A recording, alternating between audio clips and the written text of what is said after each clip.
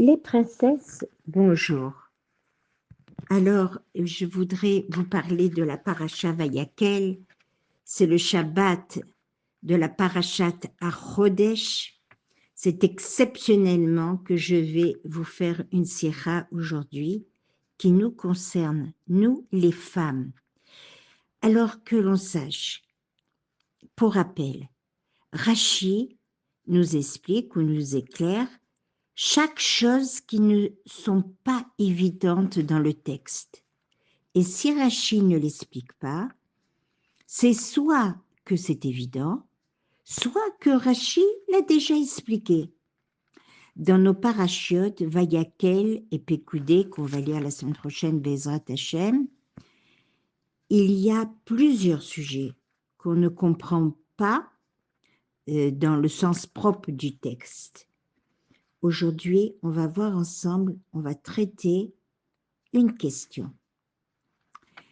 Toutes les femmes ont fait don par le cœur, ce qui les a forcées, avec chorma, avec intelligence, elles ont tissé les chèvres. Cette malacha, ce travail, consistait à faire du tissage directement sur la chèvre.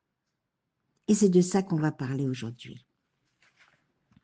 Alors Rachid dit, elles n'ont pas tissé la laine, pas seulement tissé la laine, alors qu'elle était encore attachée à la chèvre, mais au moment où la plume, la laine, est déjà détachée de l'animal, c'est beaucoup plus facile, ça se comprend, et c'est beaucoup plus facile. Alors, qu'est-ce qu'on gagne de tisser directement sur la chèvre? Où on voit un mieux? C'est ça que Rashi veut nous faire comprendre. Alors, également, si la Torah décrit combien la construction du Mishkan était chère aux yeux des femmes, ce sont elles qui ont apporté en premier les dons. Elles ont montré et démontré une intelligence extraordinaire, du jamais vu, un art dans le tissage au-dessus des chèvres. Ce fut la même chose, on peut se demander, pour avoir tissé les laines de Chélet vers Gaman, les tentures intérieures qui ont également été tissées avec Chochma et intelligence.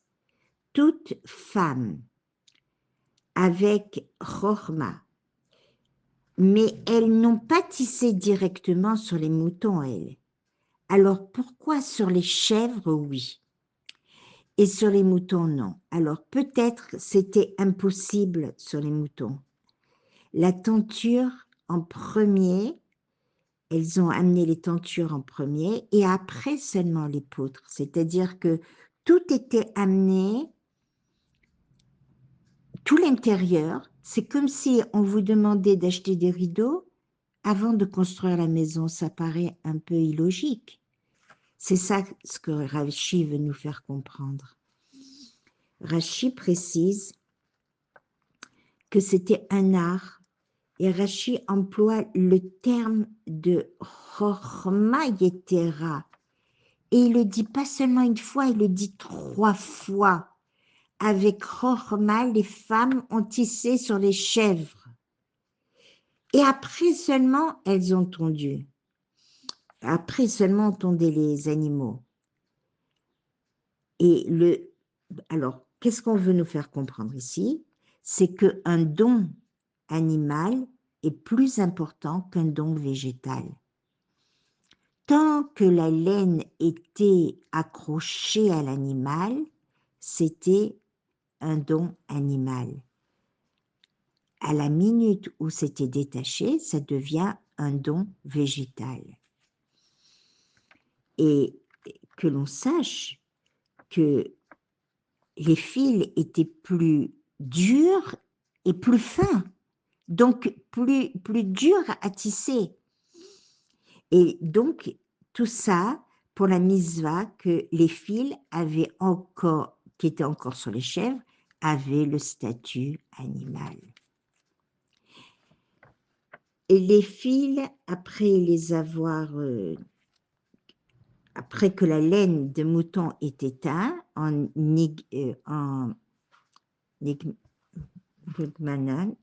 en pourpre et en chilazone bleu, et la chose était impossible sur l'animal car l'animal, le fil, la laine continue à pousser. Et si on l'atteignait, donc il y avait toujours une partie qui restait non teinte. Donc on le faisait après. C'était un travail raffiné et il sortait mieux que le fil coupé car il était plus humide et donc plus facile. Pour rappel, c'était les fils de lin dur. Un art meilleur, les tentures avant les poutres, comme on le verra dans Pécoudé, les femmes s'étaient empressées et c'était pour elles très cher.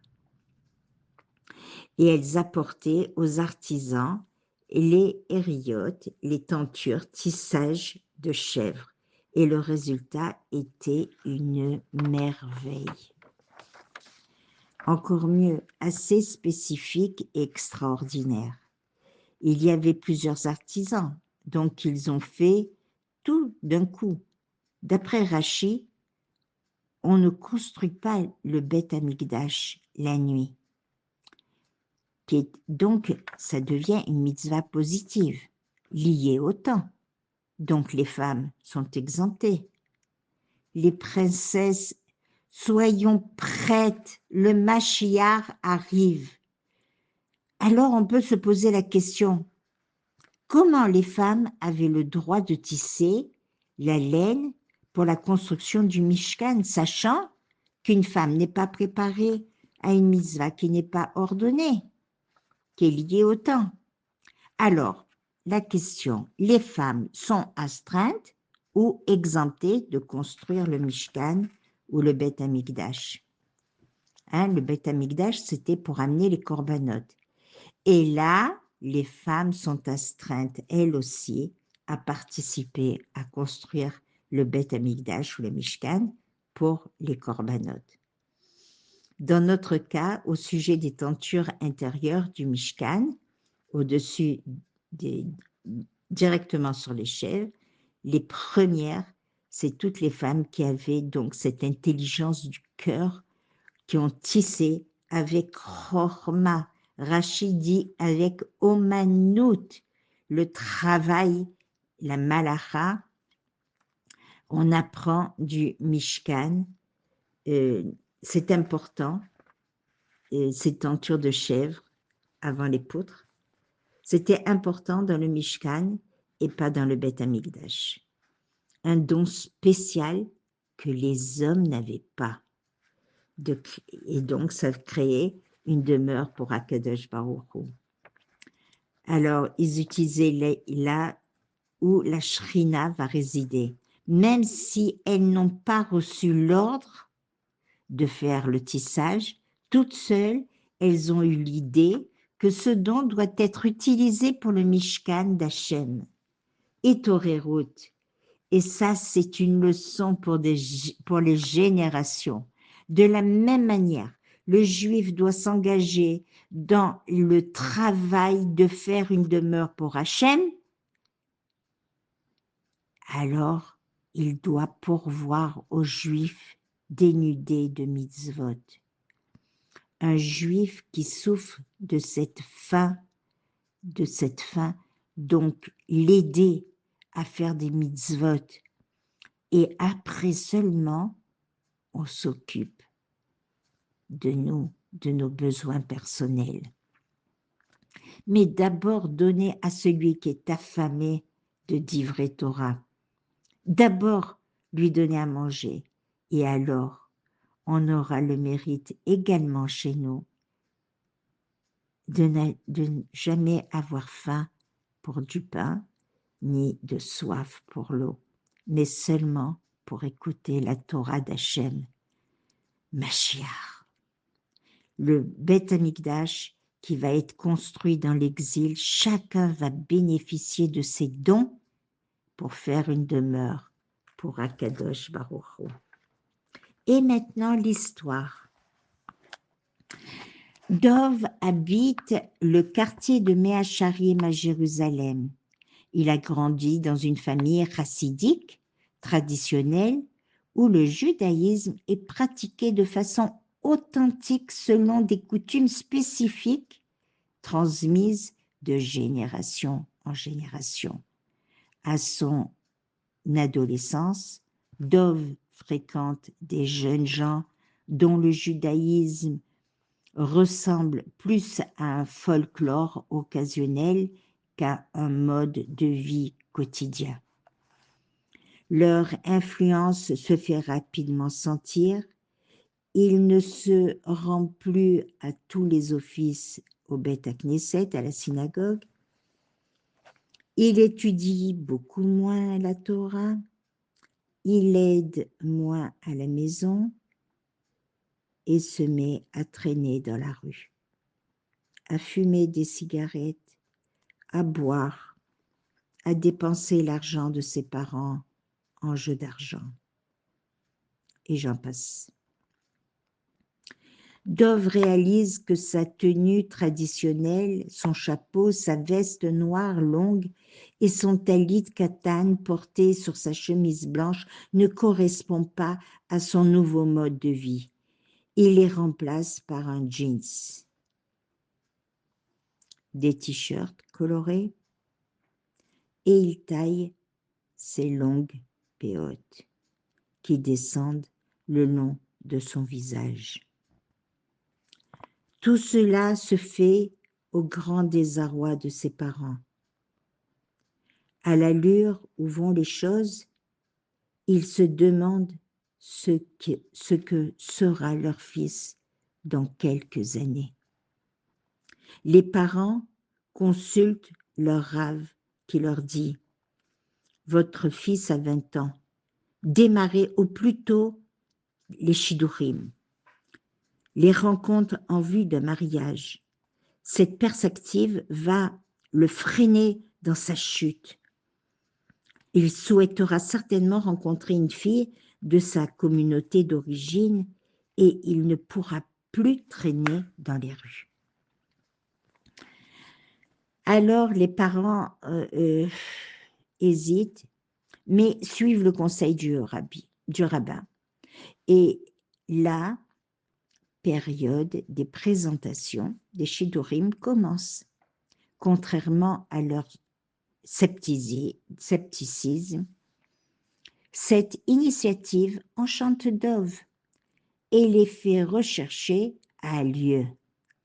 Le jeune homme se reprend en main, retourne à la yeshiva et diminue drastiquement sa consommation de tabac. Il remet même sa chemise blanche et sa veste longue pour se rendre plus présentable aux yeux de sa potentielle future fiancée, la Kala. Un jour, il rencontre une jeune fille de bonne famille qui, comme lui, s'était éloignée du chemin de ses parents avant de revenir doucement. Il y a quelques mois, les deux jeunes ont un parcours similaire, Syrah. Ils assument ce décrochage et ce retour qui leur donne des similitudes.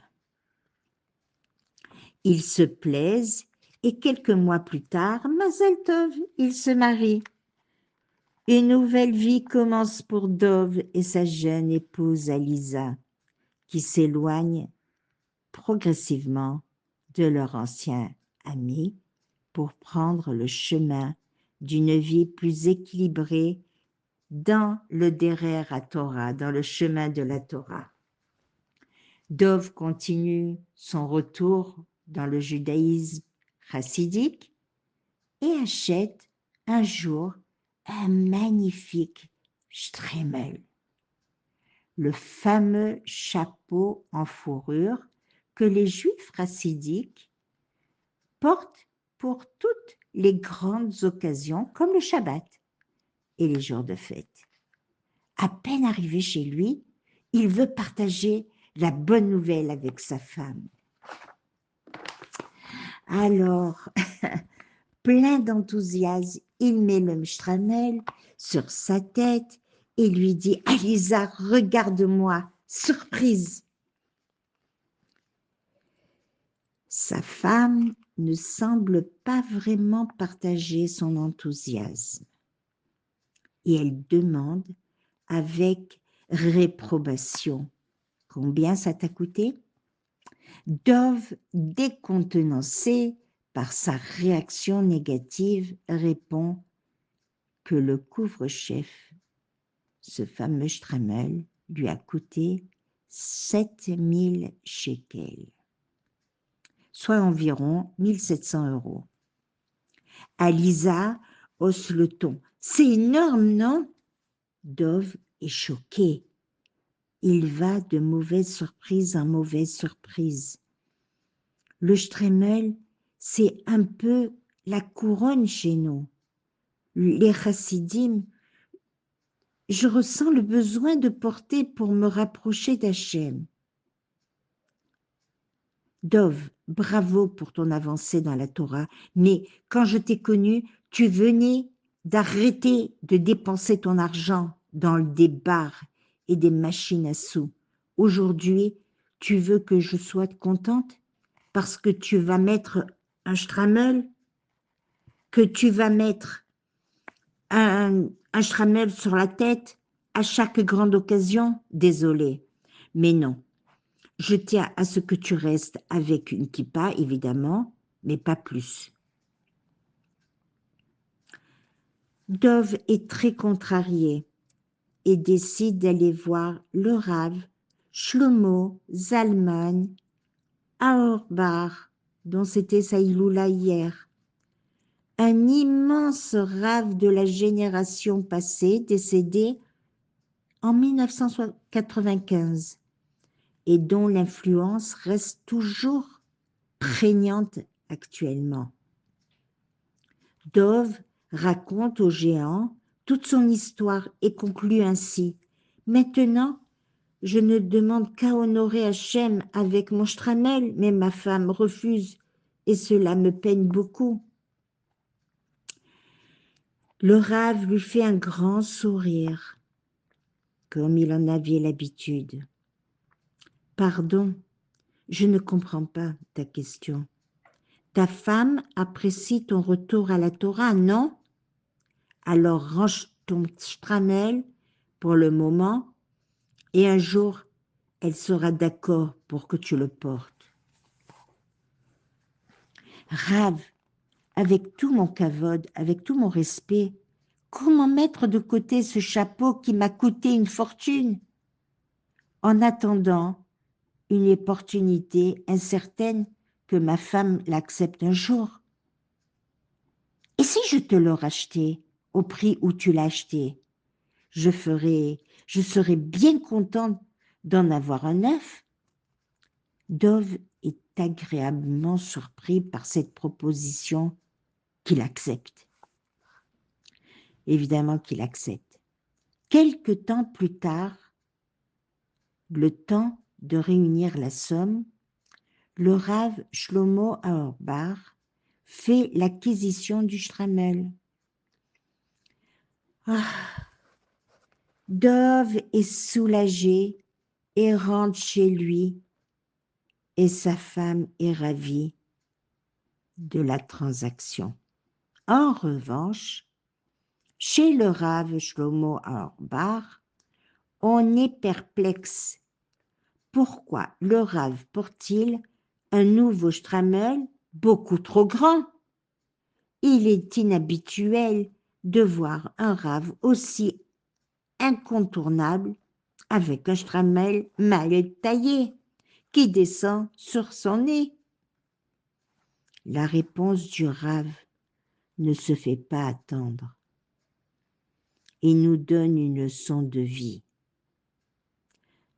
Un chapeau qui fait du shalom baït, qui permet l'harmonie conjugale, j'aimerais le porter tous les jours de ma vie. Je veux manger avec, je veux dormir avec et être enterré avec lui parce qu'il vaut le tout. Et vous avez déjà deviné, j'espère en tout cas, ce que Alisa a offert à Dov pour leur premier anniversaire de mariage. Un shtramel. On apprend de cette réponse et du sacrifice improbable du Rav l'importance du shalom baït et de l'entente conjugale, socle du développement des foyers juifs et de la transmission de la Torah de génération en génération. Rav Shlomo Auerbach vivait sa Torah intensément à chaque instant de sa vie, jusqu'à payer un prix d'or, un chapeau mal taillé qui lui descendait sur le nez pour préserver l'harmonie conjugale. Voilà le chemin des tzadikim qui ne se donnent aucune limite pour respecter les paroles d'Akadosh Baruch Hu. Très bonne journée les princesses. Shavua Tov. Rosh Chodesh, mercredi soir et jeudi prochain. Chag Sameach.